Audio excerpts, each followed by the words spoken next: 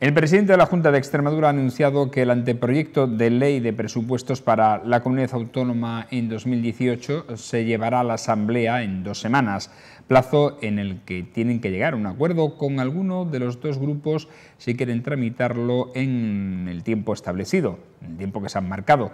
Nada se ha avanzado sobre un posible acuerdo, aunque sí hay pistas que conducen a que debe existir una base sólida de negociación ya establecida del Ejecutivo con Podemos Extremadura, máxime cuando esta formación ha sometido a sus bases a una consulta para preparar sus aportaciones al documento. Esta situación y las declaraciones en este sentido del presidente regional del Partido Popular, avanzada en varias ocasiones, hacen prever que así será. Vara rehusaría de esta manera a buscar la muleta del PP como en los 2 ejercicios anteriores, preparando un acuerdo con la formación morada. El horizonte de las elecciones se vislumbra en el camino y parece que todos los grupos comienzan a posicionarse en las estrategias de utilidad para este fin. Buenas noches, bienvenidos a este espacio de En la Picota, en Televisión Extremeña. Vamos a hablar de este tema, pero también de otros asuntos de interés en crónica, además de regional, local y nacional. Para ello contamos en nuestro programa hoy con los picoteros de comienzo de semana. Hoy está con nosotros Juan Manuel Romero. ¿Cómo estás? Buenas noches. Hola, buenas noches, pues bien.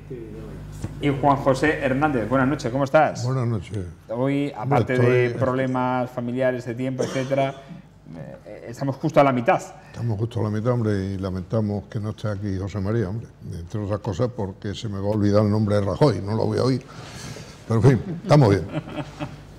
Bueno, vamos a comenzar con ellos hablando, como hemos dicho en un principio, de la crónica local, y de la crónica local viene establecida por una noticia que ha surgido al hilo de un estudio que ya les adelantamos precisamente también aquí en este programa sobre los acueductos emeritenses. Según el arqueólogo investigador del consorcio de la ciudad monumental de Mérida, Santiago Feijóo, el descubrimiento de nuevos tramos de los acueductos que abastecían a Augusta Emérita corroboran una teoría que ya lanzó hace más de 10 años sobre la datación posterior de los embalses de Cornalvo y Proserpina, asegurando que no son de origen romano, como se había sostenido tradicionalmente hasta ahora.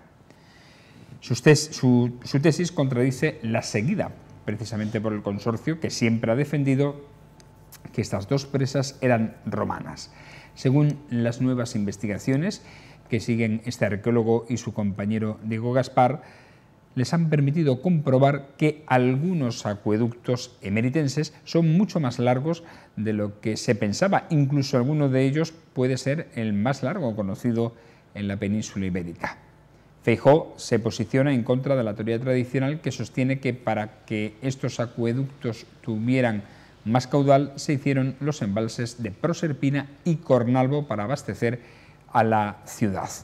Según el arqueólogo investigador, la tradición hídrica romana decía que jamás una ciudad se debía abastecer de un agua embalsada porque no es potable, afirmación que se ha encontrado en escritos de Vidrubio, Palladio y Frontino. Según Feijóo, el acueducto siempre es subterráneo, abovedado, cuidando el agua maravillosamente, dice, para que esté fresquita y no se contamina, algo que es incompatible con captarla de un envase. Para ello, lo que hacía el romano era ir a buscar el agua donde hiciese falta, de ahí que los nuevos tramos encontrados pongan de manifiesto las largas distancias de estas infraestructuras en busca de la captación de agua. Vamos a hablar precisamente de este tema porque es una teoría que genera controversia con la tesis, como hemos dicho ya, tradicional de abastecer a la ciudad con estos 2 embalses cercanos a Emérita Augusta, tanto el de Proserpina como el de Cornalvo. Y creo que en nuestra mesa encontramos opiniones que se posicionan a favor de la teoría tradicional y en contra de la dictada por Feijóo. Juan José, ¿es tu caso? Bueno, tú has explicado la teoría de Santiago Feijóo y de su compañero Diego Gaspar.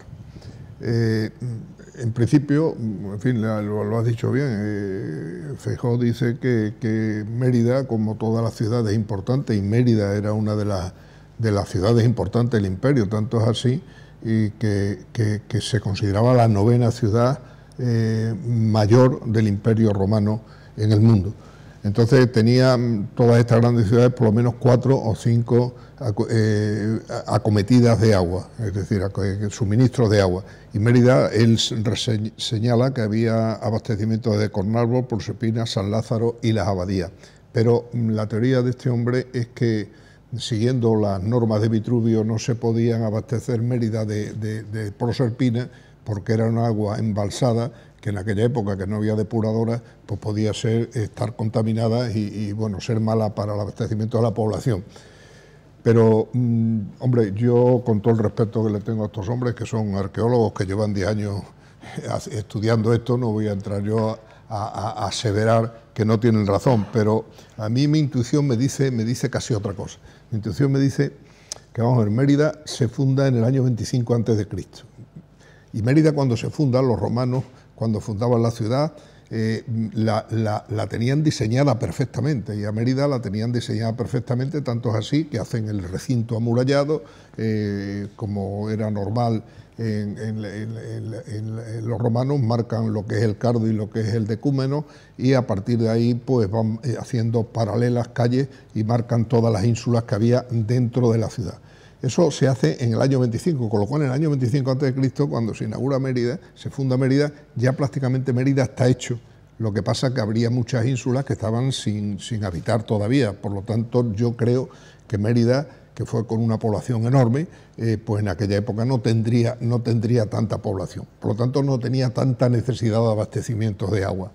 Si uno analiza cuando hacen los grandes monumentos romanos, como son el teatro, el anfiteatro y el circo, se hacen en etapas sucesivas. Y es curioso porque Mérida, que lo repito otra vez, que se crea en el año 25 a.C., en el año 15 a.C., es decir, 10 años después, ya la nombran capital de la provincia romana de la Lusitania, 10 años después. Y en esa misma fecha ya está hecho el teatro romano.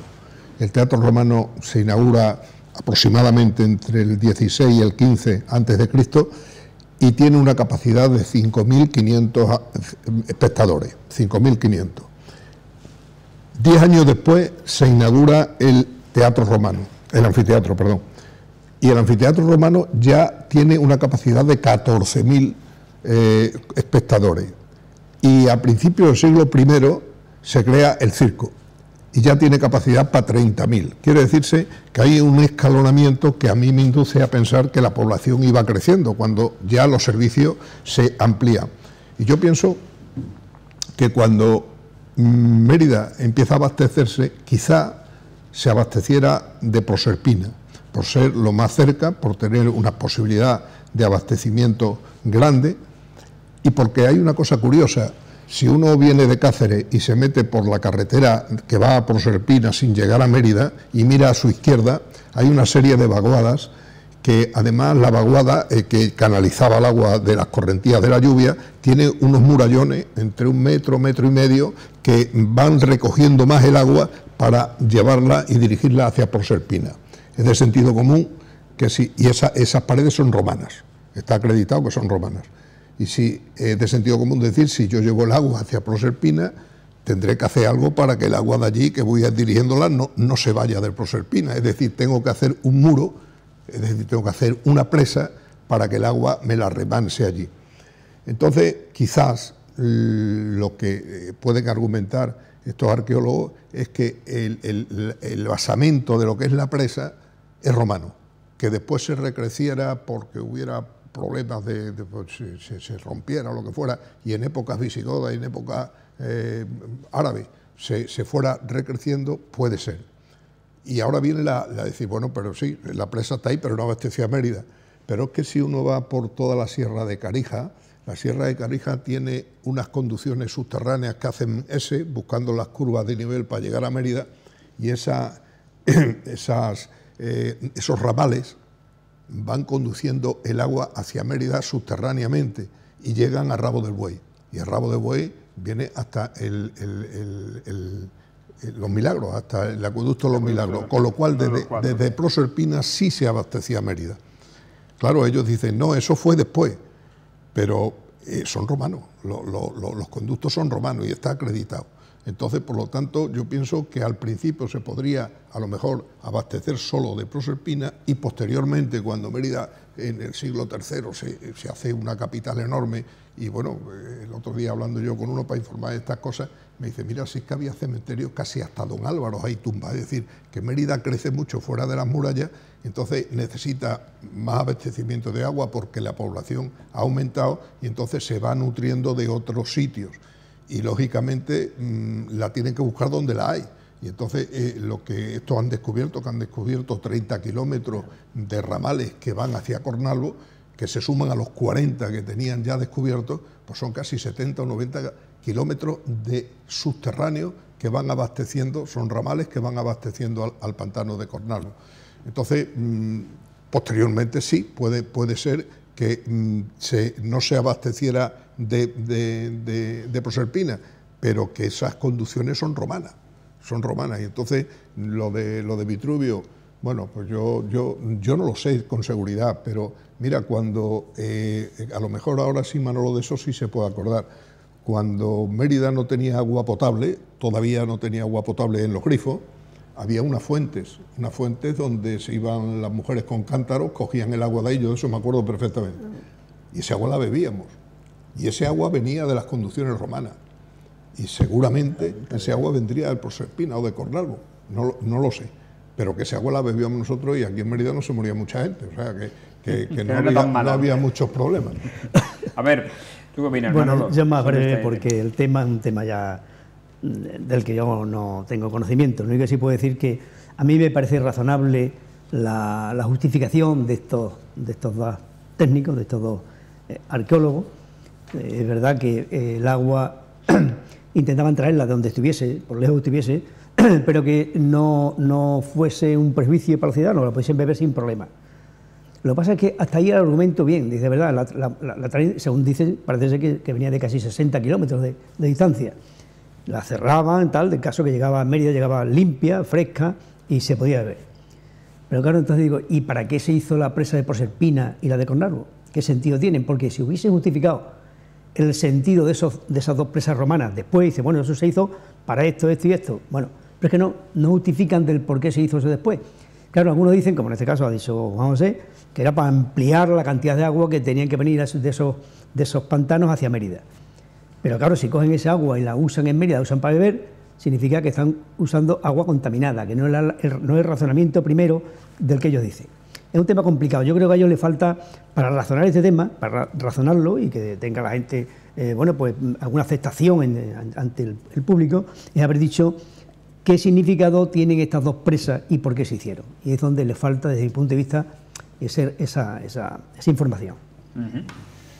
¿Algún apunte más sobre...? No, yo creo que Sí, es cierto que esto fue hace más de 10 años cuando Feijóo lanzó esta teoría, y ya hubo entonces polémica. Reavivarla ahora con estos descubrimientos... Y él va propagándola en foros arqueológicos importantes, ¿no? Claro, todo esto es muy complicado, porque yo con el que está hablando es un hombre que entiende bien de cosas. Dice, mira, es que esto es complicado, Juan, esto es complicado porque hay muchas teorías. Es decir, tú tienes unos restos arqueológicos que te hacen pensar que... Pero eso no es dogma de fe, es decir, puede haber otros, como arqueólogos del consorcio, que dicen otra cosa. Entonces, aquí la discusión está si la presa de Proserpina es romana o es posterior. Y yo pienso que la parte de abajo del todo, lo que es la cimentación sobre la que se han construido y se ha ido subiendo la presa inicialmente debía de ser romana, porque desde luego los murallones que hay en las vaguadas que vienen a alimentar a Proserpina, una vez metida el agua en Proserpina, no tiene justificación ninguna que se fuera para abajo. Es decir, si no, no hacen esos murallones. Es decir, que había que utilizar eso como presa y haría una presa. Y yo puedo decir una maldad, es decir, que la Proserpina se ha tocado tantas veces, que políticamente estaba mal visto el tiro de pichón, políticamente. Y entonces se hace un recrecimiento del aliviadero para que suba el nivel de agua y como 15 metros por encima del nivel máximo del estado, pues resulta que se le quita espacio al tiro de pichón, que era donde teóricamente están como como dicen así los radicales de izquierda, los señoritos. Entonces, dicho eso, quiero decir que hay muchas épocas en que la presa de Prosespina se va reutilizando para cosas distintas. En la Edad Media se utiliza como lavadero de lanas. Es decir, la presa de Prosespina tiene muchos años. Yo creo que dentro de que la puedan hacer inicialmente los romanos, después la utilizaron los visigodos y después la utilizarían los árabes y la utilizaron en el medievo los cristianos. Es decir, bueno, y últimamente aquí los políticos. Bueno, vamos a seguir hablando. Dejamos este tema que es interesante. Vamos a contar mañana precisamente con las últimas declaraciones de Santiago Feijóo en este sentido. Vamos a hablar ahora de política porque están en juego ya los presupuestos. Estamos en la segunda semana del mes de noviembre y antes de diciembre han de estar aprobados. Podemos Extremadura presentará en los próximos días a la Junta las propuestas que salgan de la ruta presupuestaria Tus Cuentas, que es así como lo han llamado, que la formación morada ha llevado a cabo en 19 comarcas y municipios de la región con el objetivo de realizar un presupuesto participativo para el próximo año. El secretario general de esta formación, Álvaro Jaén, ha explicado que son más de 40 las iniciativas que los círculos han presentado y que giran fundamentalmente en torno a cuestiones como el empleo, la industrialización, la recuperación de espacios públicos abandonados y la investigación, que serán en las que presentará al Ejecutivo Regional. Por su parte, el presidente extremeño, Guillermo Fernández Vara, ha expresado hoy en los desayunos de trabajo a los que ha asistido en Madrid de la agencia Europa Press, ha expresado, como decimos, su confianza en que antes de que finalice el año habrá un acuerdo político que permita sacar adelante los presupuestos de 2018, cuyo texto se remitirá al Parlamento Regional en 2 semanas. Vara ha señalado que ya ha bajado casi 2 puntos el déficit y que el año que viene cumplirá el compromiso que adquirió con Montoro al inicio de la legislatura. A ver, Manolo, ¿tú lo ves en esa disposición de pactar con Podemos? Sí, bueno, ¿también? Yo en principio siempre pienso que Podemos le cuesta mucho trabajo votar sí. Podía abstenerse, como máximo, abstenerse para que los presupuestos... El Partido Popular durante estos años. Bien, pero en este caso podía hacerlo Podemos, si el PP vota en contra. Pero date cuenta de los razonamientos que da Podemos para votar no o abstenerse, desde luego votar sí, no, es muy difícil que lo haga. Dice que han hecho una especie de reuniones con todas sus bases, todos sus círculos, como dicen ellos, y luego dice, esas propuestas, que van más de 40, son las propuestas de todas nuestras bases y propuestas de los ciudadanos. O sea, que no solamente se quedan sus bases, sino todos los ciudadanos. O sea, todos los extremeños pedimos lo que ellos dicen. Claro, ¿qué dicen ellos? De momento no dicen nada. ¿Qué van a decir cuando lleguen los presupuestos? Van a decir, pues, tantas cosas que va a ser imposible el votar que sí. Yo creo que es una forma de justificarse, de decir, bueno, pues mira, como no me han hecho caso a lo que piden los ciudadanos extremeños y nosotros defendemos a los extremeños, pues tenemos que votar que no. Por tanto, la negociación con Podemos por parte de la Junta de Extremadura, en este caso del Gobierno, va a ser muy difícil. Y tenían que ir también intentando tocar al Partido Popular, hablar con ellos, porque lo que no estaría bien es prorrogar los presupuestos otra vez, sería ya terrible. Por eso digo yo que yo lo veo complicado, lo veo muy difícil. Date cuenta que tenemos un PSOE que está gobernando en minoría, un Partido Popular que lo lógico, digo lógico por la historia, ¿no? Nunca han apoyado al PSOE, ni el PSOE apoya al PP, con lo cual tienen que pasarse en los distintos partidos. Los que quedan son Ciudadanos, que tienen un parlamentario, por lo tanto no vale con uno solo, y Podemos, que tiene 6. Y Podemos sí valdría. Podemos es el partido complicado en este país, está en contra de todo, está luego después intenta manipular las opiniones, decir que contactan con todo el mundo cuando no es verdad, para razonar su negativa, su no a los presupuestos. Lo veo complicado. Ceder a todo lo que diga los de Podemos, yo creo que será tanto la prueba de lo que ha dicho, todas sus bases, todos sus círculos, 40 propuestas más en nombre de los ciudadanos. Yo creo que va a ser complicado el tener que aceptar eso y va a tener que negociar con el Partido Popular. El Partido Popular va a ser difícil, vamos, se puede abstener, o Podemos, es muy difícil. Yo veo que los presupuestos van a estar muy difíciles de sacarlos hacia arriba. Mientras tanto, prorrogar los que tenemos ahora mismo sería un problema para Extremadura, es no crecer, es mantenernos en la situación que estamos y habría que informar a los extremeños de que si los presupuestos no se aprueban, y no es porque no quiera el gobierno en este caso, el que está gobernando, que tiene pues lo que tiene, no tiene más, es porque los otros se oponen. Habrá que informar a los ciudadanos de que la culpa de que Extremadura no prospere debidamente es por culpa de uno y otro. Uno es lógico, que es el PP, pero el otro no es lógico. Por tanto, la gente tiene que empezar a enterarse de qué significa tener un partido como Podemos, tan potente en Extremadura, que no nos sirve para nada. A ver, Juan José, ¿tú qué opinas? Bueno, aquí cuando estamos en periodo de aprobar los presupuestos es como si fuera la pubertad de los partidos políticos buscando novia, a ver con cuál me lío mejor, a ver cuál me arregla los problemas. Pero yo creo que tanto el PP como el PSOE debían de pensar un poco en que no hay que dar los pasos que se están dando en Cataluña, que se ven tan apurados que tienen que pactar a la fuerza, como para pactar para resolver los problemas. Yo creo que tanto Monago como Vara tenían que decir vamos a tratar de dialogar con gente seria, con gente que somos partidos que hemos gobernado e intentar entendernos entre nosotros, porque pueden tener más futuro que entendiéndose con otros partidos que lo que están buscando son las oportunidades y a lo mejor no sabe nadie si le interesa solucionar o cuanto peor mejor para ellos.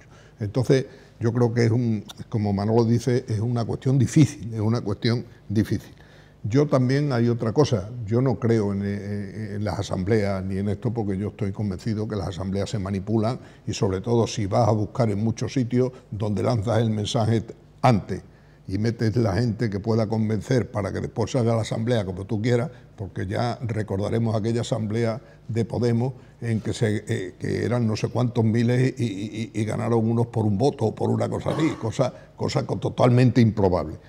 Por lo tanto, yo no confío en la Asamblea y esto de que se hayan reunido en 19 comarcas y con 40 círculos y tal, y de ahí sacan, y lo más gracioso para mí es lo que dice Álvaro Jaén, y lo has dicho tú ahí, es que me llama profundamente la atención.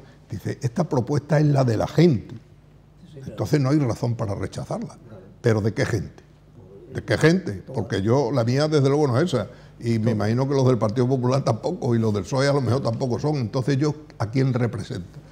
Entonces, el problema es difícil y yo, desde luego, entre compañeros de viaje del PP y de Podemos, yo si fuera Vara, intentaría arreglarme con el PP porque habría más posibilidades.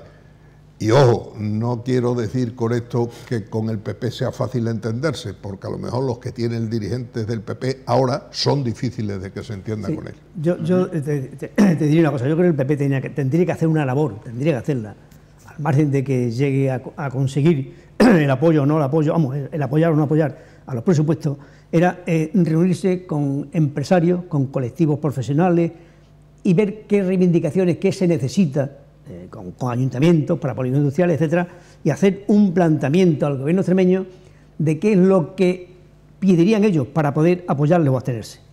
Pero claro, eso no lo hacen. Yo a mí me extraña, yo veo al PP que lo que hace es cruzarse de brazos y esperar que llegue el momento para decir que no y apretar al gobierno. Yo creo que tienen que hacer propuestas. Lo mismo que esto que dice Podemos, date cuenta que es una barbaridad, que todo el mundo, todas sus bases, todos los ciudadanos, el PP tendría que hacer algo. O sea, que la gente veamos que es constructivo y dice, bueno, pues mira, me he reunido con los empresarios, me piden esto, esto y esto.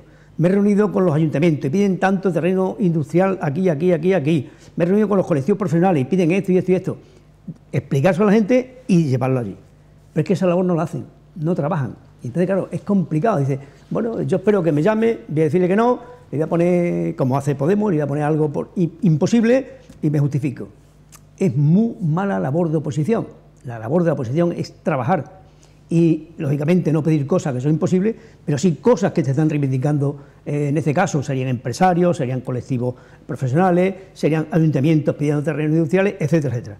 Y yo eso no lo he visto hacerlo al PP, y es una pena, es una pena. De todas formas, yo creo que no solo el PP, sino el PP y el PSOE... ahora gobierna el PSOE, o sea, por eso hablamos no tanto los partidos como los dirigentes de los partidos no van buscando tanto, en un caso como el de ahora, buscar las soluciones, sino cómo deteriorar al contrario. Con lo cual estamos siempre no sumando, sino tratando de restar para ganar tú y ganar los votos que te lleven al poder. Pero lo que yo digo es que después llegas al poder para hacer qué si no tienes apoyo suficiente. Es decir, que yo creo que lo que había era que pactar. y si los presupuestos, habrá partidas que le interesen al PP y otras que le interesen al PSOE, pues llegar a un consenso en que decir, yo pierdo algo, tú pierdes algo y vamos a aprobar unos presupuestos que tienen de Extremadura para arriba.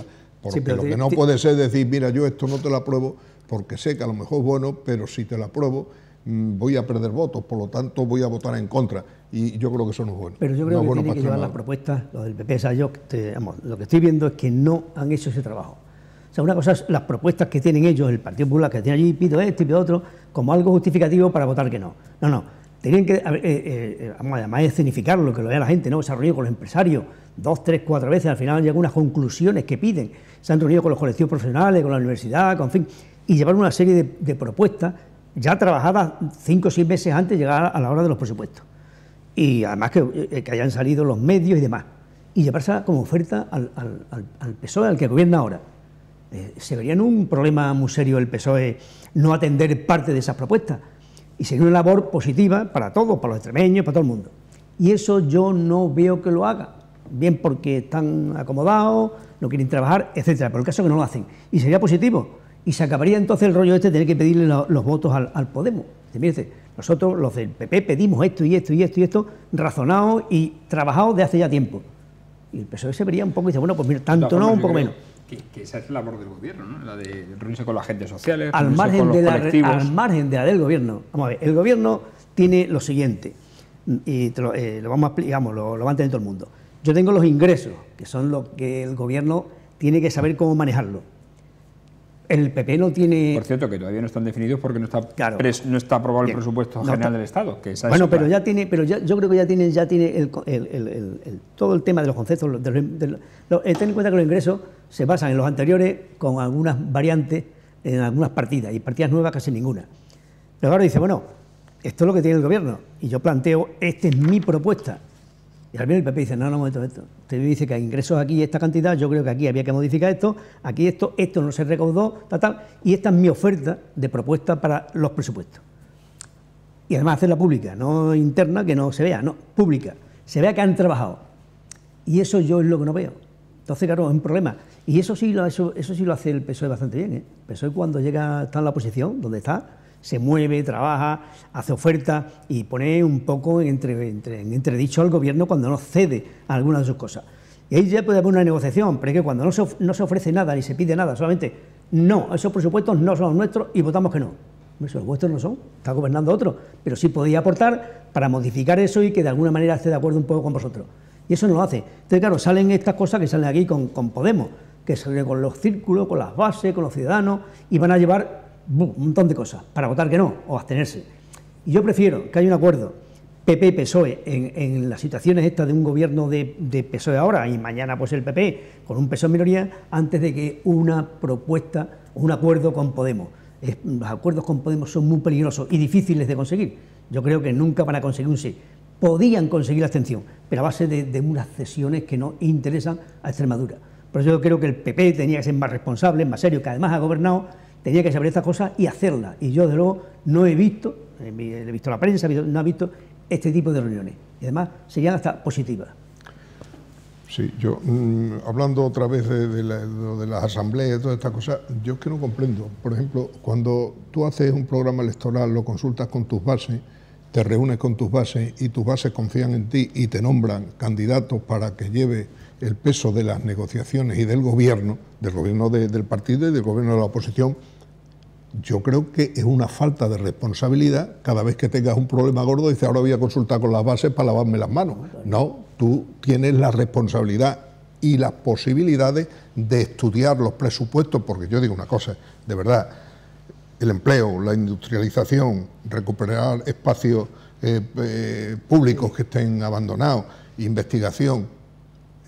Eso tú vas a un pueblo y reúnes allí a 40 y le dices, a ver, ¿qué pensáis de esto? ¿Qué capacidad tienen ellos que no han estado en la torre del campanario para ver todo el pueblo? Es que pueden pensar, no, en mi pueblo que me tienen que arreglar las calles, pero que eso no soluciona la política extremeña. Es decir, de ahí pueden coger ellos datos para después analizarlos, sopesarlos y llevarlos al pacto con el partido que interese, en este caso con el PSOE, para pactar con él. Pero eso es decir, yo me reúno en todos los pueblos y la gente me dice, La gente te dice casi lo que tú quieras que te diga la gente. Si es que yo no confío en eso. Yo no confío en eso. Yo confío en la responsabilidad que tiene un tío que se presenta a las elecciones, lo eligen y ahí está su responsabilidad para 4 años. Bueno, hablando de confianza, ¿y confiáis en lo que haga Puigdemont en Bélgica o no? Vamos a entrar en este tema, porque la primera visita del Tribunal belga, que decidirá sobre la orden europea de arresto contra el expresidente catalán Carles Puigdemont y 4 de sus exconsejeros, se ha fijado para el próximo viernes 17 de noviembre. Mientras tanto, todos se encuentran en libertad con medidas cautelares después de haber comparecido voluntariamente ante la policía belga. En el ámbito político, Albano Dante Fachin ha anunciado esta misma mañana su dimisión como secretario general de Podemos después de que la dirección de Podemos le haya desautorizado por participar en la votación de la declaración unilateral de independencia en el Parlamento de Cataluña. Bueno, hay 2 partes. Tú has hablado de una y de otra. La primera es de Europa. Yo tengo que decir que Europa no está terminada. Por cierto, que ha dicho además Puigdemont literalmente en un artículo en un diario británico, el The Guardian, que que se está produciendo un encarcelamiento masivo de políticos independentistas, haciendo un paralelismo 4 o 5, sobre los presos políticos. Pero date cuenta, Europa, o sea, un país europeo, estamos en la Europa comunitaria, donde no se admite a ningún país que no tenga la democracia perfectamente organizada, donde estén los poderes separados, y que Bélgica, que está y que lo sabe, y que no reconozca eso, significa que Europa no está terminada. Estamos en lo económico, estamos enlazados, pero en lo demás no. O sea, que Bélgica se permita luego decir, no, yo dudo de que en España haya libertad. Pero si estamos en Europa, tú lo dudas. Entonces, claro, cuando pasa esto, cuando suceden estas cosas, y nos vemos dentro de lo que iba a ser un país el día de mañana, el país europeo, donde todos vivíamos en democracia y en libertad y respeto totalmente, y resulta que un país como Bélgica, de los más avanzados, te pone en duda que otro país que está en la Comunidad Económica Europea seamos democráticos, seamos libres, respetemos las libertades. Eso es una vergüenza total, una vergüenza total. O sea, yo muchas veces pienso que el dinero mueve montaña y, claro, mira por dónde eligen el sitio y un juez y todo, habrá ido dinero para allá y habrá inflado los bolsillos de algunos de estos para que digan estas burradas, porque es que no lo entiendo, yo no lo entiendo. Luego también el poder de Rajoy, Rajoy, que es el presidente del gobierno español, y en este caso hasta el jefe de Estado, por todo Rajoy, tenía que presionar a la Comunidad Económica Europea, es decir, ¿cómo se permite que un país como ese no reconozca a España? Y si tenemos algún defecto en España, decírnoslo. ¿Qué está pasando en España? No, que no soy democrático, que no sé qué. Bueno, pero es que no, tenemos todas las mismas garantías legales y jurídicas que cualquier país europeo. Y llega ahora Bélgica y dice que no. Y estos tíos se pasean por Bélgica, están en libertad, que además ya han sido juzgados, han dicho el juez. No, ustedes en libertad con cargo, hagan lo que quieran, de vez en cuando pasen por el juzgado y punto. Bueno, es una vergüenza, gente que los que se han quedado aquí están en la cárcel por hacer lo que han hecho, casi una barbaridad, y resulta que Bélgica no reconoce esto. Por eso digo que Europa no está terminada. Europa económica europea, pero no una Europa económica, democrática, libre y jurídicamente respetada por todos. Yo creo que entonces Europa, como sigue así mucho tiempo, se fue a Inglaterra, algunos países se enfadarán y esto va a ser una debacle. A ver, Juan José. Yo quería, antes de entrar en la última o en la penúltima fase de lo que está pasando ahora, analizar una cuestión que yo cada vez lo veo más complicado, más difícil y más peligroso.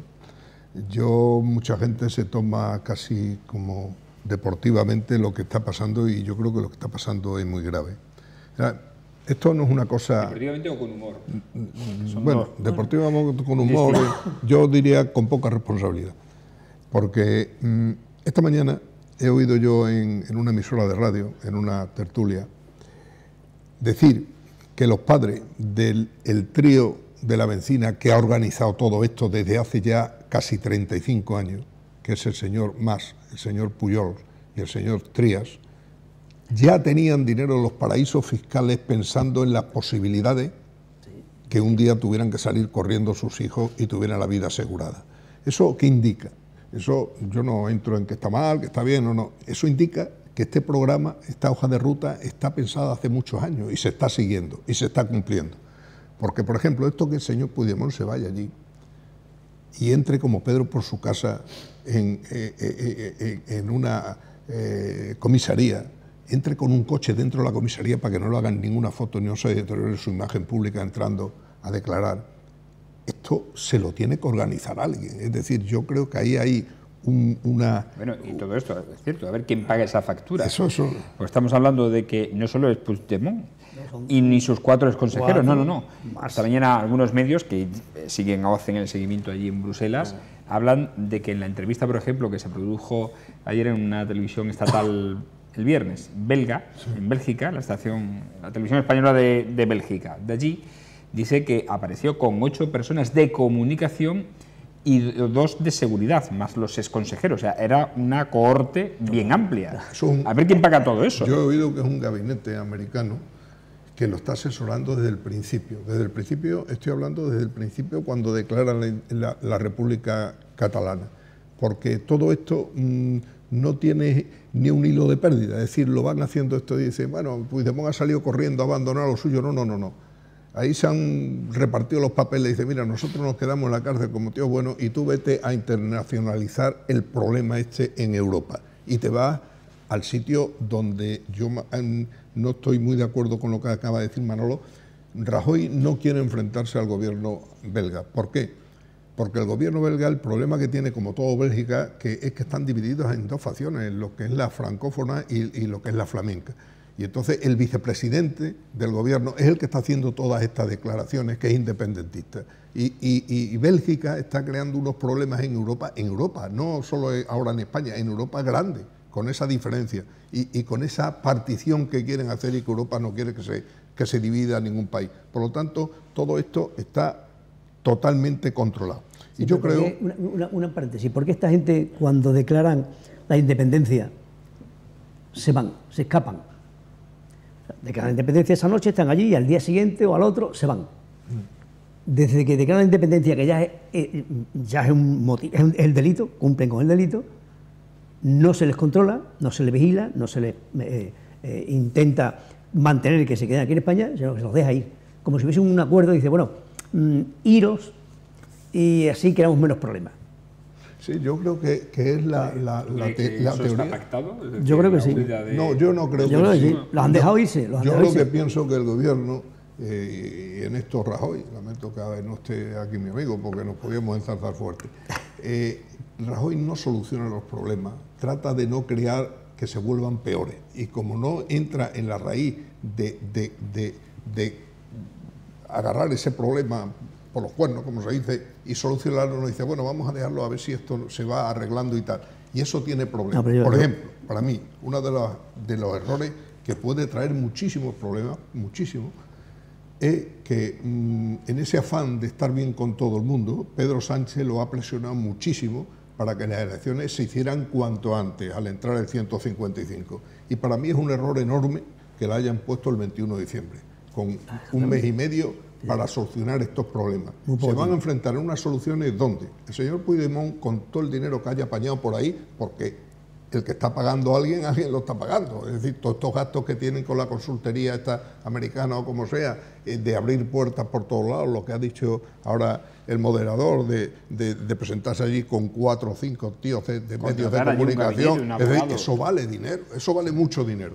Bien, pues dicho eso, ya se me ha ido el asunto. Yo creo que no es que se hayan escapado, yo creo que esto... Sobre las elecciones, sobre la conveniencia de que se celebren la conveniencia de las elecciones, perdona, que no se me vaya el hilo. Yo creo que se van a hacer unas elecciones con todos los medios de comunicación catalanes a favor del independentismo. Es asombroso para mí, es asombroso que ya, estando los distintos ministros a cargo de las distintas consejerías, este hombre haga unas noticias en vídeo, se las mande y TV3 las emita. Es decir, pero eso ¿dónde cabe? Y las elecciones van a ser así, es decir, todo el peso de comunicación en Cataluña va a ser de TV3 y de las emisoras de radios que son independentistas, con lo cual estos tienen perdidas las elecciones. Pero es que sigue funcionando. ¿Qué pasaría si aprovecharan? ¿Qué pasaría si yo no digo que las cerraran, yo lo que digo, pero y es muy difícil, porque no es quitar a los directivos, es que en esos medios de comunicación los que han entrado todos con el carnet en la boca, con el carnet independentista, pues y no solo los funcionarios, los periodistas, y son gente convencida del independentismo, y entonces va a ser muy difícil solucionar eso. Pero si hubiera sido difícil en 6 meses, ya me lo contarán en mes y medio. Es decir, que si esto hubieran aprovechado los 6 meses para ir desmontando ese entramado mediático que hay allí, pues a lo mejor hubieran tenido una oportunidad de ganar las elecciones. Si además ahora se encuentra que se van a hacer o intentan hacer porque todo lo de común y todo esto son con vistas a la galería, si hacen una lista común, como Cataluña per sí, o como se llame, o Junts per sí, pues contra 3 partidos, como puede ser el PSOE, el PP y Ciudadanos, esos se van a repartir según la ley de Ohm los escaños en minoría y ellos en una sola lista van a sumar más, con lo cual pueden ganar las elecciones. Y si ganan las elecciones, ¿qué es lo que pasa? Yo esta mañana, de verdad que me ha sorprendido mucho, porque no sé en qué ha sido, si ha sido en televisión, en La Sexta, me parece así. Estaban discutiendo que cuándo se acaba el 155. Y decía hombre, razonablemente, si se convocan elecciones y sale un nuevo Parlamento y tal, lo lógico es que se acabe el 155, porque ya el Parlamento no lo va a nombrar Rajoy ni lo va a manejar, es decir, lo tienen que manejar los que han ganado las elecciones. Y dice, ¿y si ganan los independentistas qué pasa? ¿Que vuelven a poner en marcha el 155? Es decir, que esto es un problema muy gordo el que Entonces va. hay una duda entre los que dicen que sí, que ha estado oportuno el que el 21 de diciembre sean las elecciones, y yo estoy en desacuerdo, los que estamos en desacuerdo, yo creo que había que haber dado más tiempo. En primer lugar, porque los juicios en España son lentos, y mientras no se les juzgue y se les inhabilite, se pueden presentar, que es lo que va a hacer Puigdemont desde allí, presentarse como número 1, lo que quieren. O sea que si hubiese estado juzgado e inhabilitado, ya no podía presentarse. Lo que quiere el PDK, porque ahora ha salido Esquerra Republicana y dice que lo que tiene que ser, y han cogido un hombre libre también, pero Esquerra Republicana, es Junqueras. Pero Junqueras está en la cárcel. Ahora mismo el problema está que es tan pronto el tema de las elecciones que no ha dado tiempo a que sean juzgados, porque si se hubiesen juzgado a toda esta gente, aunque es verdad que los juicios aquí en España van lentos, pero bueno, antes de los 6 meses hubieran quedado inhabilitados, ninguno de estos se podía haber presentado. Pero como no están inhabilitados, se presentan. Y claro, tenemos un problema y gordo, porque date cuenta si sale el Puigdemont, sale otra vez elegido por mayoría y ganan los independentistas. Estamos otra vez en los inicios otra vez del 155. Había que empezar otra vez con lo mismo. Yo creo que ha habido quizás falta de entendimiento, de conexión de los partidos, que constitucionalistas, haberse reunido los 3, haber planificado el tema y haber hablado, enterarse bien de cómo funciona el sistema judicial, que además lo saben, y decir, no, mira, lo que interesa es hacer las elecciones en tal fecha, o en tal o en tal. Pero no, ha sido de golpe, sin pensarlo, no sé quién asesoró a Rajoy, caso ha dicho el 21 de diciembre, elecciones. 21 de diciembre, se lo tenemos encima. No ha dado tiempo a que haya juicio.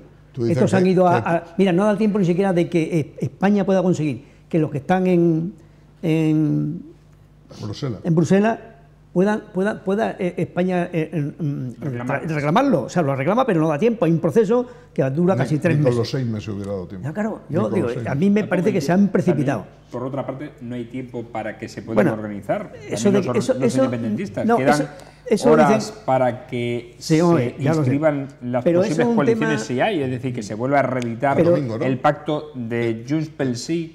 No, antes. No, pero, sí, es decir, que vuelvan Esquerra, al PDeCAT y eso no se iba a dar. A unirse. Eso no se iba a dar por un motivo, porque los partidos, cuando ven las encuestas, y yo sí soy Esquerra Republicana y veo que voy a sacar más, yo no me uno a este, ¿y cómo hacemos el reparto? Entonces, se está oponiendo Esquerra Republicana, se están oponiendo los otros partidos, y sobre todo los que van a sacar más.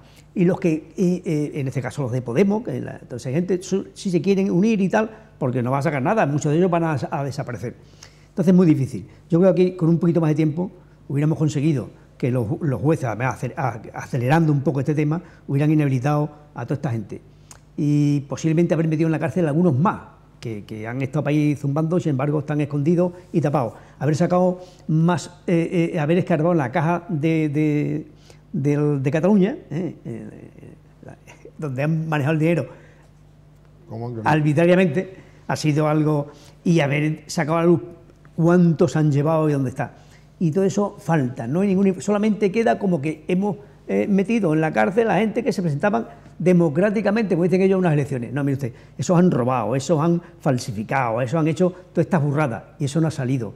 Y eso nos puede costar que en las próximas elecciones, como dan las encuestas, que casi están a punto de volver a ganar los independentistas. Bueno, yo creo que es una precipitación de Rajoy. Según La Vanguardia, Esquerra Republicana, si se presentaran por separado, obtendría entre 45 y 46 escaños, y el PDeCAT 14, 15. Sumados serían 60, que las pasadas elecciones serían 62, es decir, perderían 2 diputados. La CUP pierde también, bajaría de 10 a 7 u 8. Ciudadanos es la que gana, de 25 pasaría a 27-28, también el Partido Socialista, el PSC, pasaría de 16 a 19-20, según esta encuesta. El PP, que tiene 11, estaría en la horquilla entre 10 y 12, y Cataluña en Comú, que son Podemos, entre 9 y 10. Es una encuesta que se ha hecho... Ya tienen mayoría los independentistas. Claro, muy precipitada. Bueno, depende de Podemos. Pero Podemos- Podemos es la Ada Colau y esa pasta con los independentistas. No, y como vaya porque esa- además va de candidato. Como vaya esa, va a sacar va de más. candidato. O sea, yo Creo que pienso... hoy se ha ido Fachín, precisamente, que es el secretario Fachín, general sí, de Podemos, que es el de esto vamos a hablar también. más proindependentista, por decirlo de alguna manera, ¿no? Pero lo de Pachín, lo de Fachín, de Fachín. facha, Fachín, es curioso. Resulta que este muchacho, que además se le salcaban las venas hablando a favor del independentismo, estaba de acuerdo el Pablo Iglesias, estaba de acuerdo con él. Y él, pues dice, si está de acuerdo toda mi gente, todos de Podemos, pues yo para adelante, era el más radical. Y cuando ha pasado lo que ha pasado, y viendo que en las encuestas en España ya empezó la del niño, ¿cómo se llama? Carolina Vescansa. La Vescansa, es decir, tenemos que pensar en España, los españoles, estaba ya viendo en las encuestas, porque ella tiene una empresa de encuestas, está viendo cómo iban perdiendo votos, porque lógicamente estaban de espaldas los españoles. ¿Y qué ha hecho el tío para lavarse la imagen? Pues al que tenéis, yo te dije que de independentista no, fue y lo echa. Me ha dicho, vete o te echo. Y se ha ido el chaval para justificar el coleta de que él no estaba con la independencia. Bueno, pues Coleta ha jugado con las dos raquetas, porque Claro, echa pues, uno y echa la claro, echa los dos. no, por eso digo, claro, y el tío ahora intenta justificar ante los españoles que él no es independentista, que era aquel. No, mire usted, tú no solamente eres independentista, no es independentista, es peor, es aquel que a quien no le hace caso lo echa, le da igual, es un tío que cuando, si algún día gobernase en España, sería un dictador, sería como Maduro, está claro, como su jefe, que es Maduro, el que subvenciona. Ahí cualquiera que se oponga a la cárcel o se lo cargan. Y lo que está haciendo, lo ha hecho ya con la novia que tenía, lo hizo con el de la silla de ruedas, que después lo volvió a poner, quitó al segundo, que para mí era el mejor que tenía Podemos, no me acuerdo el nombre. Bueno, el chaval joven. Lo quitó. Íñigo Errejón. Errejón, en fin, ha cambiado a varios. ¿Tú recuerdas que cuando el Congreso aquel yo dije que se siguiera a Íñigo Errejón a ver dónde iba a acabar, que entonces no lo había echado todavía en Claro, el Congreso era aquel? muy buen chaval, y ¿no? eso, Buen político. es una técnica O sea, pero digo que leninista que es un total. partido que a ver si la gente se da cuenta, la gente en España se da cuenta y dejan de votarlo porque eso no beneficia nada. Mira, hay una cosa que yo lo escuché una vez y lo estuve analizando y es verdad. Lo que ha pasado en Cataluña ha sido mucho por los votos que ha sacado Podemos. 5 millones de votos les ha dado alas a los independentistas catalanes para decir, vamos a tirar la independencia porque con 5 millones allí, que están casi de acuerdo con nosotros, vamos a ver si salimos.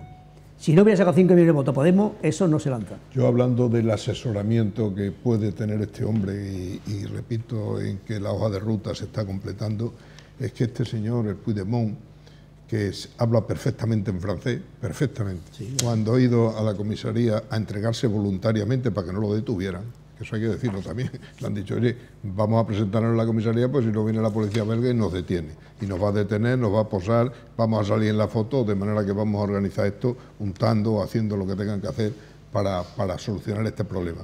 Pues dice el hombre que él lo que quiere es que el juicio se celebre en neerlandés, es decir, no los francófonos, sino los flamencos. Y dice que vengan, hablando el francés, el juez, hablando francés, dice, no, que venga un intérprete, vamos a hablar en irlandés. ¿Con objeto de qué? Con objeto de que se juzgue, el juez sea flamencos, que son independentistas y que le pueda retener allí, porque lo van a retener, pero a lo mejor el abogado que han buscado, un abogado con una experiencia enorme, debe de cobrar de narices, porque se ha sido capaz de a etarras criminales tenerlos allí entretenidos y no permitir la extradición durante muchos meses, y algunos nunca, algunos los han dejado allí y no han venido, no le han dado la extradición a España. Y entonces este hombre puede ir posponiendo esto, y se nos va a lo mejor un año o 2 años y el Puigdemont sigue allí. Sí, porque fondos tiene para vivir en pensión, ¿eh? Una pregunta. Bueno, a ver, cuidado. Si el PDeCAT lo elige candidato, sí, a ver cómo hace la campaña electoral. Y yo ahora pregunto. ¿Y si sale la campaña electoral ya han dicho que la hace en la televisión belga y además se lo mandará la televisión, se lo mandará también a la TV3 y estos tíos serán capaces de admitirlo. Es que yo la verdad es que no lo entiendo. Hay una cosa que te voy a preguntar. Ahora mismo el presidente de Cataluña, accidental, es la vicepresidenta del gobierno. Sí. Y los ministros son los consejeros. Yo no he visto nada. No he visto ni una reunión, ni una... Bueno. Antes de cuando estaba Podemos y salió la vicepresidenta 2 o 3 veces hablando, ahora se ha tapado. Es lo mismo que el coordinador de los policías y demás que nombraron, un coronel no sé qué, lo nombraron y se acabó. Pues llega la vicepresidenta... Oye, no lo habrá hecho tan mal cuando lo de...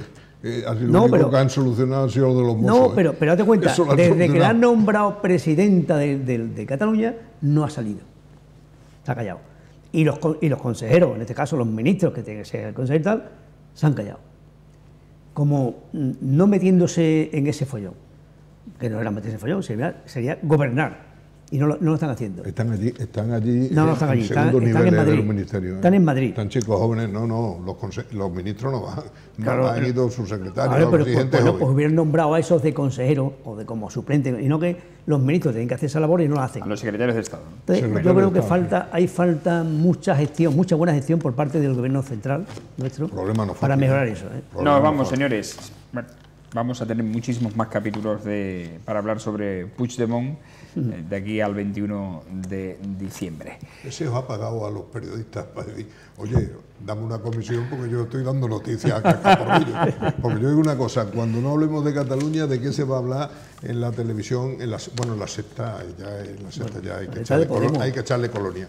Pero en la 1, en la 3, en la 4, en la 5 y aquí. Es decir, que se está hablando en todo. Seguimos hablando. Está bien.